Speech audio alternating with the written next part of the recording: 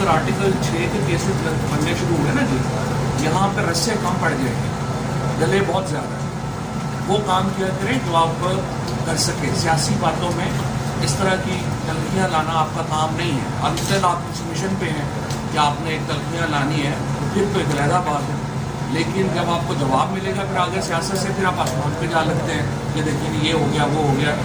ऐसी बातें ना करें, हमें फिर पूरा बताना पड़ेगा ये फैसले कैसे हुआ, क्या किया। बिस्मिल्लाहिर्रहमानिर्रहीम, अस्सलामु अलैकुम। मैं मोहसिन बिलाल। एक बड़ा दावा शेख रशीद अहमद ने कर दिया है कि 45 दिन बाद सब रोएंगे, तमाम सियासी जमातों के लीडर रोएंगे सिवाय उनके। और इसके साथ साथ उन्होंने इस बात की भी तस्दीक कर दी है कि उनके इस्टेब्लिशमेंट के साथ जो ताल्लुकात हैं वो ख़राब हुए और वजह बनी इमरान ख़ान। तो उल्फत मुग़ल भाई हमारे साथ मौजूद हैं। उल्फत भाई, आप जो डिस्कशन हुई है शेख साहब से और क्या बातें बताई उन्होंने आपको? शेख साहब से काफ़ी डिटेल में गुफ्तगू हुई और शेख साहब ज़ाहिर है आपको पता है बड़े ज़ीरे सियासतदान हैं।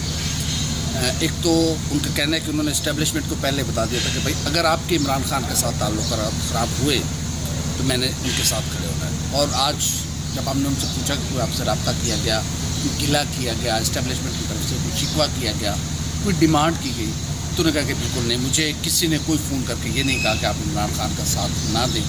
बल्कि आज उन्होंने एक और भी बड़ा दावा किया कि मैं इस कोशिश में हूँ कि हम आसिफ जरदारी, नवाज शरीफ और मौलाना फजलुर रहमान को उसी तीर से मारे जिस तीर से उन्होंने हमें यानी कि इमरान खान और उनकी गवर्नमेंट को शिकार किया है।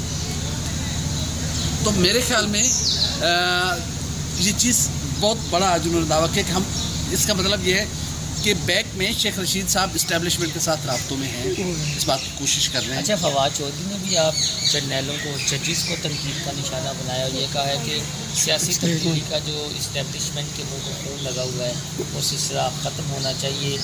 जजेस जो है आर्टिकल 6 की बात कर रहे हैं, तो अगर आर्टिकल 6 किसी पे लगने पे आया तो जो है वो रस्सियाँ कम पड़ जाएंगी, इतने गले होंगे जिन पर आर्टिकल 6 लगेगा। बिल्कुल, मैं मियाँ खेल साहब का फ़ैसला, उसमें मैंने उनका इख्तलाफी नोट भी पढ़ा है और जो सुप्रीम कोर्ट ऑफ पाकिस्तान का एक फ़ैसला आया है। तो मुझसे भाई एक चीज़ है, अगर आर्टिकल 6 लगाना है, आर्टिकल 6 का मतलब है आइन से इन्हिराफ, आइन को पामाल। भाई फिर उन जजेस पर भी आर्टिकल 6 लगेगा जिन्होंने ज़ियाउल हक को स्याह सफ़ेद का हक दिया, जिन्होंने परवेज़ मुशर्रफ को स्याह सफ़ेद का फैसला दे दिया कि जो मर्जी करें, जिन्होंने ज़ियाउल हक को वर्दी में इलेक्शन लड़ने नहीं सर, मैं आज इस पे बात करना चाहता हूँ। बहुत आप ये किसी और वीडियो में बात करने लगे कि आपने आज इस पे बात की है।